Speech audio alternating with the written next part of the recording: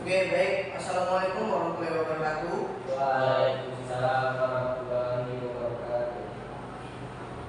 Eh, di pertemuan kali ini kita akan membahas tentang materi baru, yang dimana kemarin kita sudah pernah membahas sistem roda dan ban.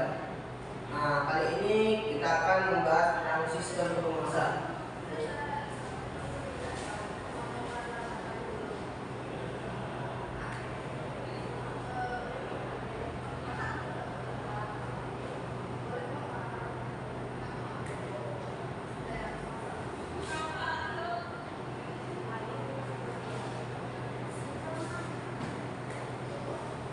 Sistem perumasan ini apa yang akan kita bahas pada hari ini?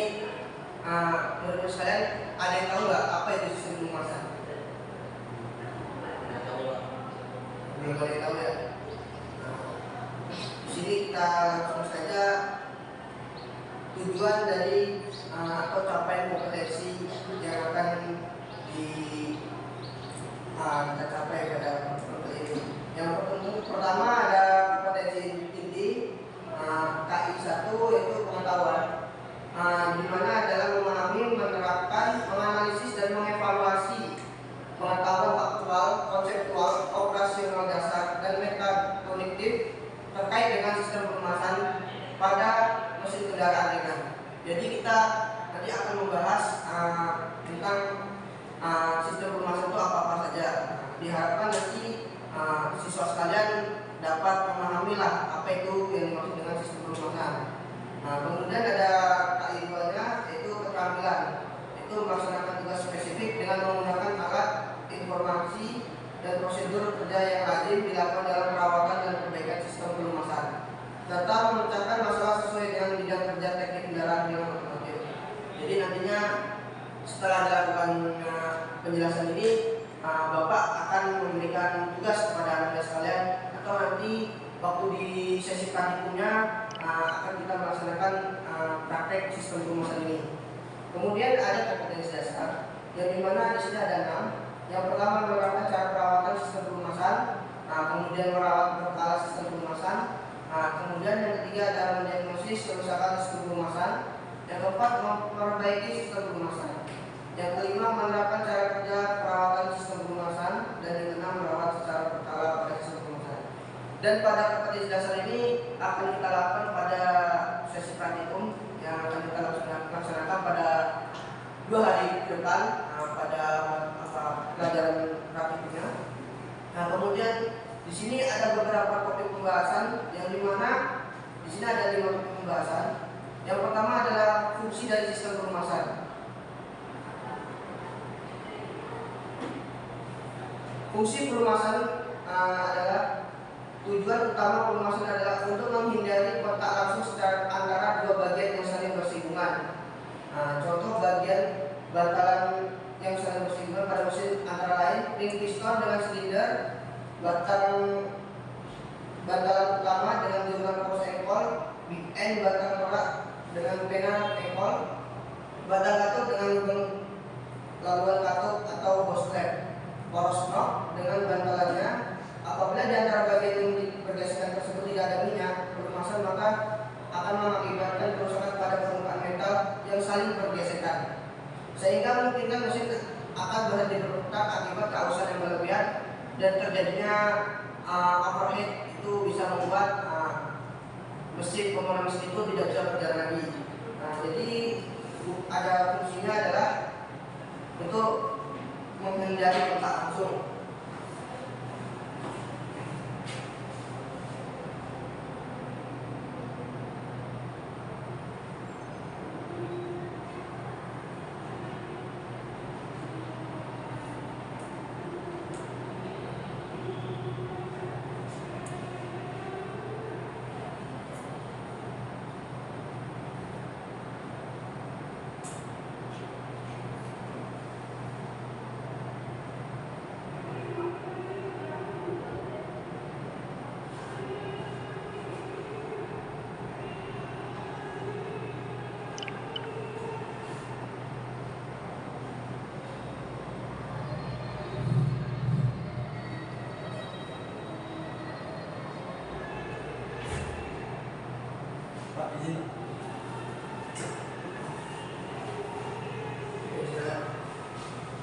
tujuan dari sistem pelumasan itu adalah menghindari kontak langsung antara dua bagian yang bersinggungan. Jadi di dalam komponen itu ada banyak sekali komponen.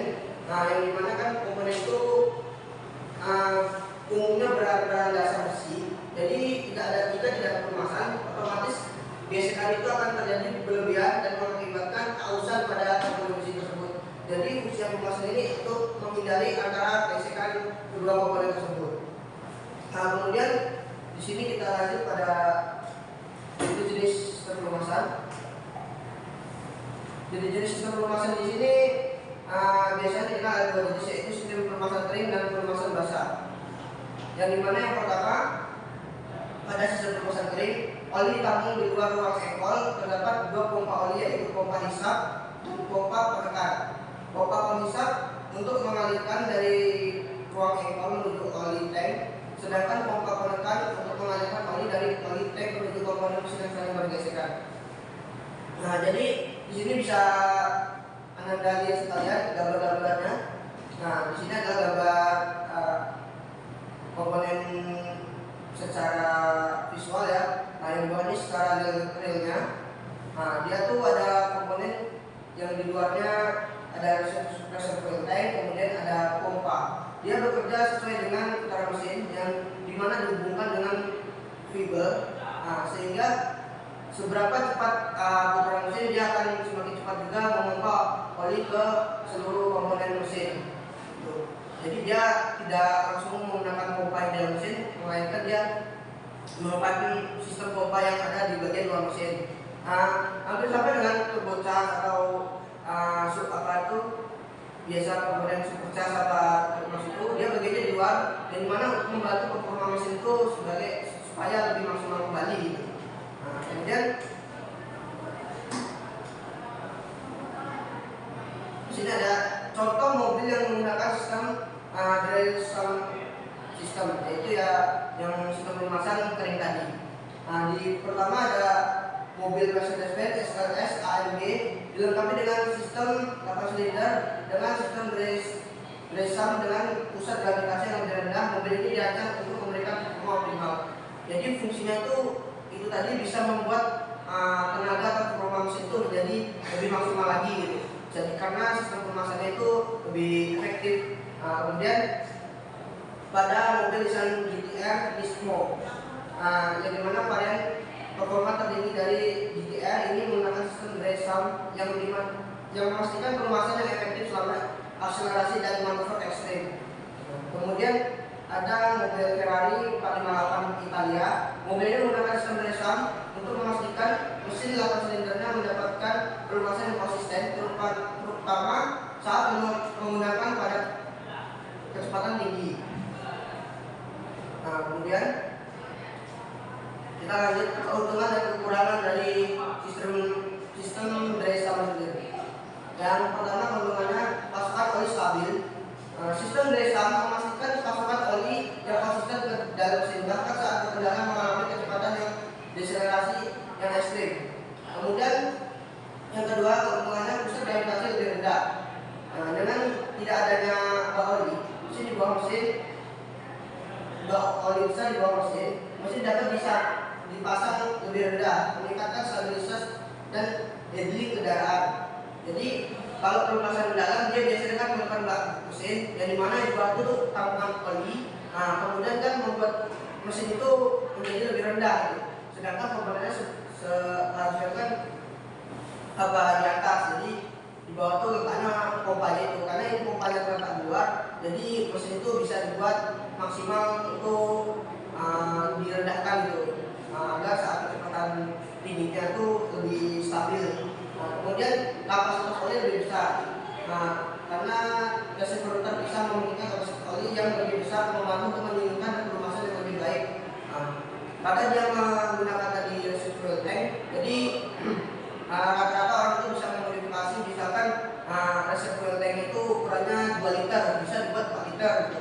Karena dia di luar, jadi kan ada sirkulasi seperti radiator lah. Semakin gede tampang radiator, maka pendinginan semakin maksimal. Jadi jika oli semakin dingin, semakin cepat dingin, maka tenaganya lebih bisa stabil gitu. Tidak ada yang takutkan seperti overheat segala macam gitu. Kemudian ada untuk pertimbangannya dalam penggunaan DRESAM itu, meskipun banyak keuntungan, sistem DRESAM juga memiliki beberapa kelemahan. Yang pertama, kompleksi dan biaya. Sistem ini lebih kompleks dan mahal dibandingkan dengan sistem WebSAM, karena memerlukan pompa tambahan dan rescue tank. Kemudian perawatan lebih intensif. Dengan lebih banyak komponen, sistem ini memerlukan perawatan yang lebih teliti untuk memastikan semua bagian terfungsi dengan baik. Tadi beberapa kelemahannya, keuntungannya dan kelemahannya. Keuntungannya termasuk banyak, cuman kelemahannya untuk di Indonesia sendiri masih jarang mobil yang menggunakan sistem DRESAM ini, yang dimana rata-rata kan di Indonesia tuh menggunakan mobil yang menggunakan bak oli, yang menggunakan sistem pelumasan basah yang ada pompanya di dalam. Kita lanjut. Yang kedua ada sistem pelumasan basah, yaitu WebSAM system. Oli ditampung di ruang engkol, yang umum kita ketahui di workshop yang kita pelajari ada di workshop otomotif ini. Di sini ada komponennya, itu terdapat pompa oli yang berfungsi mengalirkan oli ke post engkol, roda gigi persneling, poros knob, dan rantai mesin. Kemudian untuk contoh mobil yang menggunakan sistem itu mungkin umum Anda sekalian mengetahui, bahkan setiap Anda di jalan raya mungkin mengetahui mobil tersebut. Yang pertama ada mobil Avanza, yaitu mobil keluarga yang sangat populer di Indonesia ini. Bahkan di mana saja kita jumpai mobil merek Avanza ini. Mobil Avanza ini menggunakan sistem pelumasan WebSAM, yang mana menggunakan pelumasan dalam gitu, yang umum gitu. Jadi yang kedua ada Daihatsu Terios SUV, singkatan ringkas untuk cocok untuk berbagai medan dan dengan sistem pelumasan WebSAM. Kemudian ada Mitsubishi Xpander, model MPV, model dengan desain atraktif dan sistem pelumasan WebSAM. Itu tadi mobil-mobil yang pastinya merata ada di Indonesia gitu, karena di Indonesia juga iklimnya iklim tropis, jadi tidak terlalu ekstrim gitu cuacanya. Jadi kalau nggak hujan ya kemarau gitu aja. Jadi kita lanjut pada keuntungan dan kekurangannya. Keuntungan pada sistem pelumasan WebSAM ini, desain sederhana, tidak memerlukan komponen tambahan seperti tangki dan di eksternal sehingga lebih mudah dalam perawatan. Kemudian biaya produktif lebih rendah karena komponennya lebih sedikit, komponennya tidak ada di luar dan hanya mungkin pompa oli di dalam yang bergerak sesuai dengan tekanan cam atau perangkat tekanan poros knob. Kemudian ada efisiensi ruang. Dengan integrasi bak oli di dalam mesin tidak memerlukan ruang ekstra untuk tangki yang oli terpisah. Kemudian perbedaan dengan sistem DRESAM, WebSAM ini dengan sistem DRESAM menggunakan tangki oli ekstra yang beberapa pompa yang mensirkulasinya. Oleh sistem ini biasanya digunakan pada mobil balap atau kendaraan bertenaga tinggi karena mampu menjaga tekanan oli yang stabil pada kondisi ekstrim. Namun desain ini lebih kompleks dan memerlukan ruang serta biaya yang lebih. Jadi kalau yang sistem dari WebSAM itu lebih lebih ringkas lah, lebih tidak banyak komponen tambahan dan perawatannya lebih mudah karena dia komponennya ada di dalam mesin itu. Sedangkan sesuai dengan komponen-komponen yang ada di menyesuaikan ruang yang ada di dalam mesin itu. Tidak memakan ruang juga dan perawatannya lebih mudah karena dia hanya menggunakan komponen kecil yang dimana itu untuk memompa oli tersebut. Kemudian untuk sistem DRESAM itu banyak kali menggunakan komponen dimana dia menggunakan pompa olinya, kemudian reservoir tank, kemudian ada radiator untuk oli tersebut atau oil coolernya. Itu biasanya dipakai untuk mobil balap karena dia tidak menggunakan bak oli bagian bawah, jadi itu posisi poros engkol itu bisa lebih ke bawah lagi, lebih dekat lagi dengan lintasan, sehingga untuk kecepatan tinggi mobil itu bisa lebih stabil. Beda dengan mobil yang menggunakan sistem WebSAM, dia rata-rata akan jaraknya lebih tinggi karena dia untuk menghindari bak mesin tersebut bergesekan langsung dengan lintasan. rata-rata yang menggunakan DSM itu mobil yang dari luar negeri. Habis itu yang cc-nya atau silindernya itu jumlahnya lebih banyak, dan intinya mobil mahal lah rata-rata yang seperti itu. Kalau yang di Indonesia masih jarang, bahkan mungkin orang-orang yang beli mobil medan luar itulah yang ada menggunakan sistem dari DSM itu. Kemudian kita lanjut pembahasannya. Ini jenis-jenis dan karakteristik minyak kelumas. Jenis-jenis misalkan minyak kelumas itu yaitu ada 3: minyak mineral, sintetik, dan semi sintetik.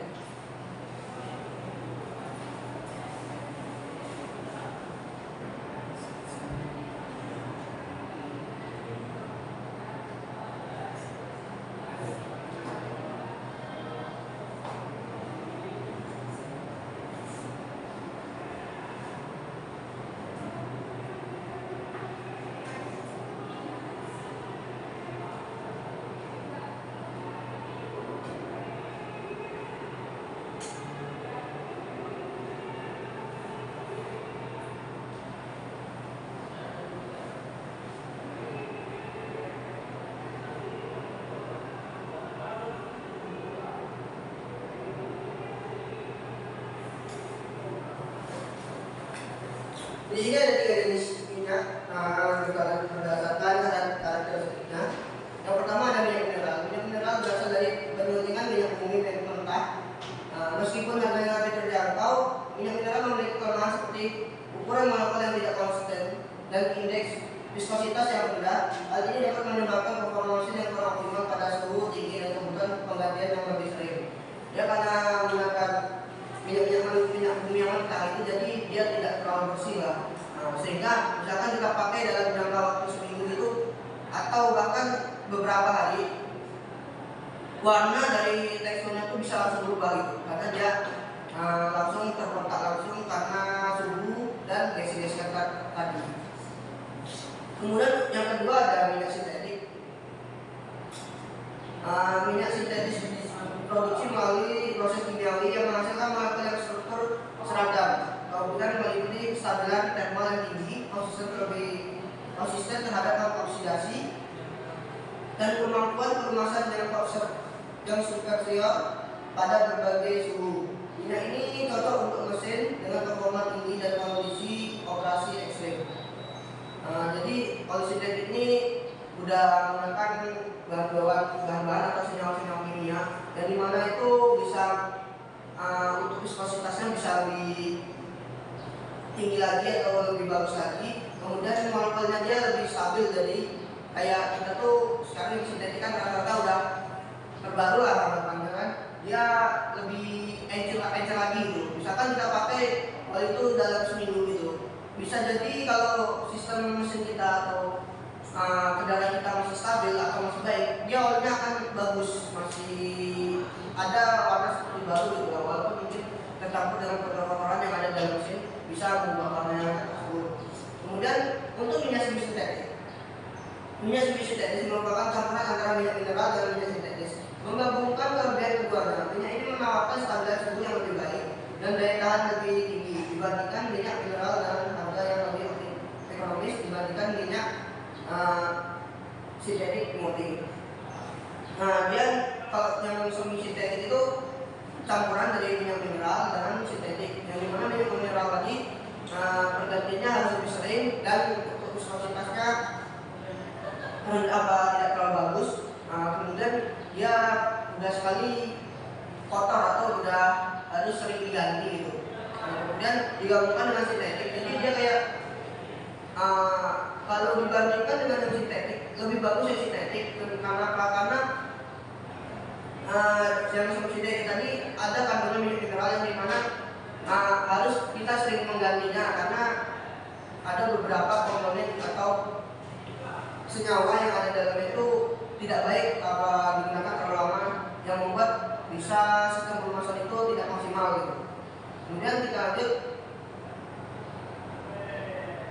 Berdasarkan bentuk fisik, sistem pelumasan itu ada 2. Yang pertama yaitu pelumasan cair. Pelumasan cair seperti oli mesin dan minyak hidrolik untuk digunakan untuk dalam berbagai aplikasi industri dan otomotif untuk memastikan kelancaran operasi mesin. Jadi sistem pelumasan itu ada dua, yang ada yang cair, ada yang kering. Yang kering itu yang ini pelumasan semi cair lah dibilang. Kalau dibilang padat, tidak padat dia kan, karena dia seperti gel. Kemudian grade atau biasa disebut dengan grease. Pelumasan semi cair yang terdiri dari minyak pelumas yang dikentalkan dengan air pengental gel menggunakan pada komponen dan tahan terhadap kontaminasi terhadap seperti bantalan roda. Jadi kalau yang untuk bahasa lainnya grease lah, atau gomok, itu tidak untuk bagian mesin, melainkan untuk bagian seperti bantalan, seperti bearing, itu bagian pada propeller shaft. Kemudian bisa juga pada bagian yang dia tidak terlalu kencang bagian putarannya, seperti pada bagian gardan itu ada bagian bearing untuk dudukan gardannya atau apa namanya, bagian komponen itu atau propeller shaft itu memerlukan gomok juga. Kemudian ada juga sistem yang digunakan seperti pegas pengayun, seperti pel lah itu dia, seperti lempengan. Dia juga membutuhkan grease untuk pelumasannya. Kalau yang untuk yang cair ini seperti oli mesin, oli untuk apa namanya, setir, atau oli apa untuk apa? Untuk rem bisa jadi. Itu biasanya kan bukan dari seperti pelumas lah, dia seperti cairan hidrolik. Kemudian untuk sistem kemudi lah anggapannya kan, itu juga memiliki kayak sistem hidroliknya membutuhkan cairan juga sebagai syarat sebagai kerjanya lebih maksimal lagi gitu. Kemudian kita lanjut. Di sini spesifikasi pelumasan. Spesifikasi oli dapat dibaca pada tulisan yang menempel pada kaleng oli. Biasanya kan ditebuk di kitab penulisnya ada SAE 1040 seperti gambar, kemudian SAE 20W40 dan macam-macam lainnya. Di sini itu spesifikasi kekentalan atau viskositas. Spesifikasi ini mengikuti standar SAE atau Society of Automotive Engineering. SAE 20 ditingkatkan tingkat kekentalannya encer, SAE 30 tingkat kekentalannya sedang, SAE 10 tingkat kekentalannya lumayan kental lah, bisa dibilang tidak sedang. Jadi jika memilih yang SAE-nya rendah, berarti olinya itu lebih cair lagi gitu.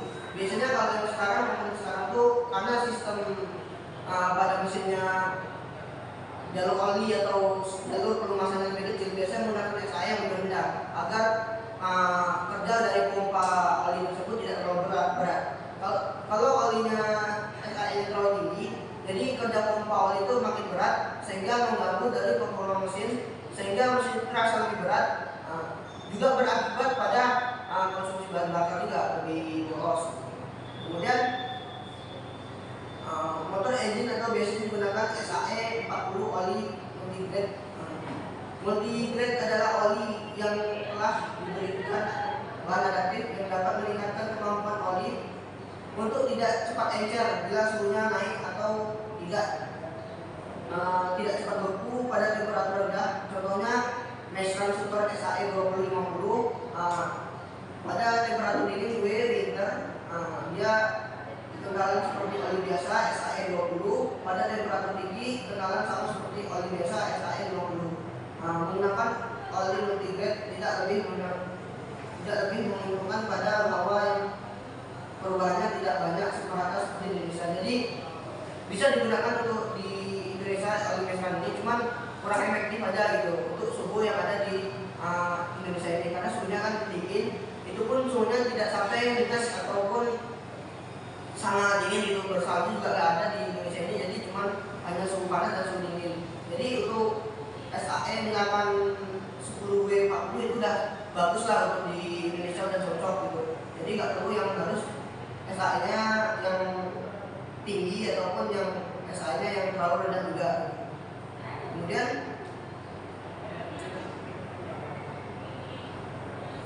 kapan kita melakukan servis sistem pelumasan? Yang pertama itu penggantian oli mesin. Oli mesin berfungsi pelumasan komponen internal mesin, mencegah gesekan lebih dan membantu pendinginan. Penggantian oli secara teratur sangat penting untuk menjaga performa mesin. Umumnya penggantian disarankan sampai setiap 3.000 hingga 5.000 km, tergantung pada jenis oli dan kondisi penggunaan kendaraan. Nah, itu standarnya penggantian 3.000 sampai 5.000 km. Jika mobil itu tidak digunakan, jarang digunakan itu bisa tidak dari kilometer kita hitung, melainkan dari bulannya. Biasanya satu mobil itu sekitar 6 bulan atau 4 bulan itu udah sebaiknya diganti itu. Kemudian yang kedua, pemeriksaan sistem pelumasan secara berkala. Selain penggantian oli dan filter, pemeriksaan rutin terhadap komponen sistem pelumasan seperti komponen oli, saringan oli sangat penting. Pemeriksaan ini sebaiknya dilakukan setiap 6 bulan atau setiap kelipatan 10.000 km. Mana yang tercapai terlebih dahulu. Kalau jarang digunakan kita pakai bulannya, kalau sering digunakan atau pergian keluar kota kita mengukurnya dari kilometer. Kemudian yang ketiga, pembersihan saringan, pembersihan dan penggantian filter oli. Filter berfungsi untuk menyaring kotoran dan partikel dari oli sebelum bersirkulasi kembali ke mesin. Filter yang kotor atau tersumbat dapat menghambat aliran oli dan mengurangi efisiensi pelumasan. Oleh karena itu pembersihan dan penggantian filter oli sebaiknya dilakukan bersamaan dengan penggantian oli. Jadi saat mengganti oli sebaiknya mengganti juga filter olinya, dikarenakan jika filter oli tersumbat, pompa oli kerjanya semakin berat dan pelumasan pada head cylinder atau bagian atas itu kurang maksimal gitu. Jadi ditakutkan terjadinya overheat atau keausan pada komponen head cylindernya nanti. Kemudian kita lanjut. Di sini ada video sistem pelumasan. Anda sekalian diharapkan melihat videonya agar lebih paham lagi tentang sistem pelumasan tadi.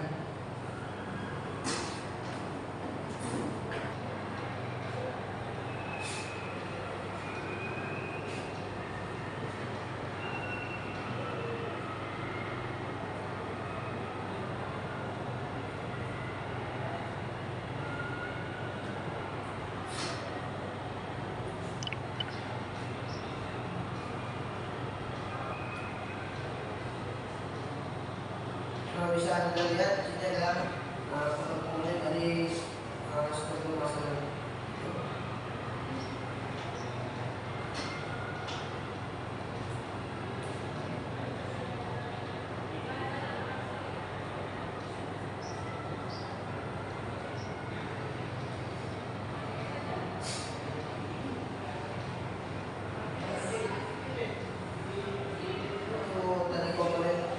Jika tidak kena gesekan oleh tidak terlumas dengan oli tadi ya.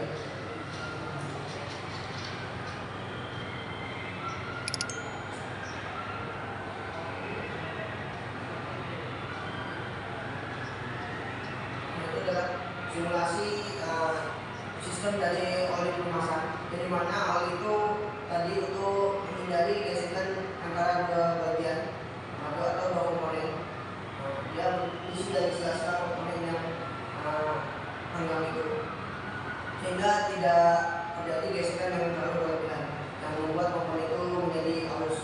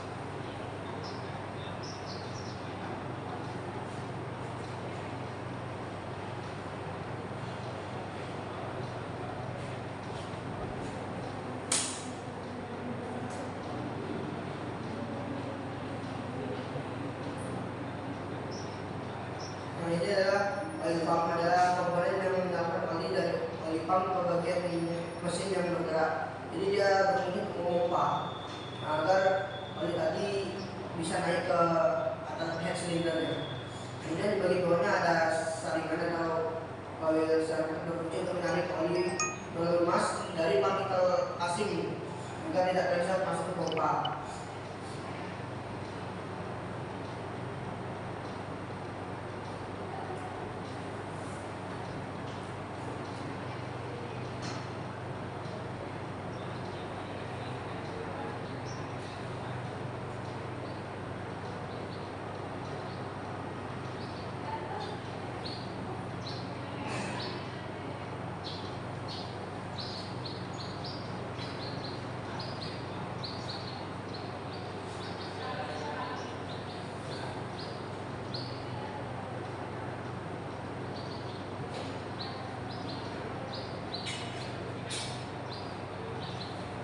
Ini adalah komponen dari filter oli tadi yang berfungsi menyaring kembali dari oli-oli yang ada pada bagian cover tadi atau bak oli.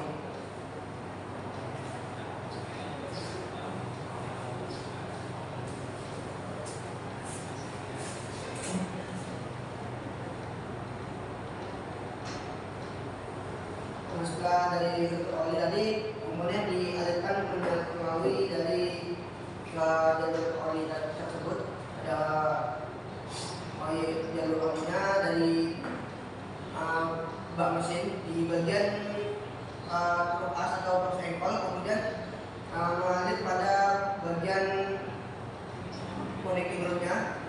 Di lubang connecting rodnya itu ada terdapat bagian lubang itu berfungsi untuk menyemprotkan oli tersebut ke bagian dinding silinder agar dinding silinder bisa terlumasi dengan baik. Kemudian jalur oli naik menuju ke crankshaft atau bagian silindernya, bisa terarah ke arah katupnya dan komponen-komponen yang ada di bagian silindernya.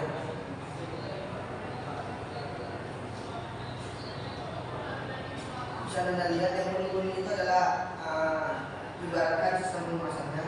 Itu adalah jalur-jalur yang dilihat oleh sistem pelumasan.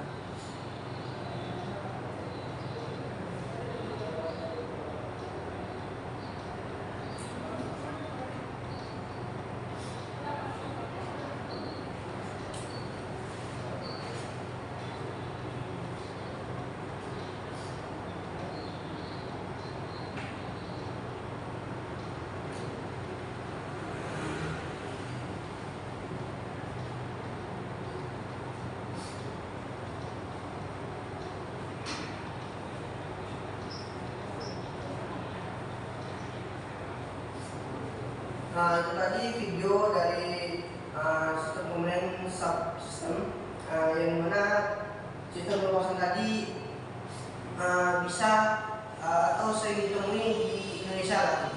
Jadi Bapak harap Anda sekalian bisa tahu tentang sistem ini terlebih dahulu, karena sistem yang dari sistem tadi dia jarang ditemukan di Indonesia ini.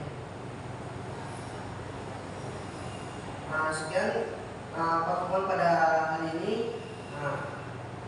Jika ada pertanyaan boleh diajukan kepada anak-anak sekalian. Tidak ada? Kalau cukup, nanti PPT-nya bisa diakses via WA ya. Jadi Bapak kirim di grup. Kemudian bisa anak-anak sekalian pelajari atau videonya Anda download kembali. Jika ada kesalahan perkataan Bapak pada hari ini, Bapak mohon maaf. Kita akan bertemu pada minggu depan atau 3 hari kemudian untuk praktikumnya. Praktikumnya besok kita akan melakukan sistem pelumasan ini. Sekian pertemuan hari ini. Assalamualaikum warahmatullahi wabarakatuh.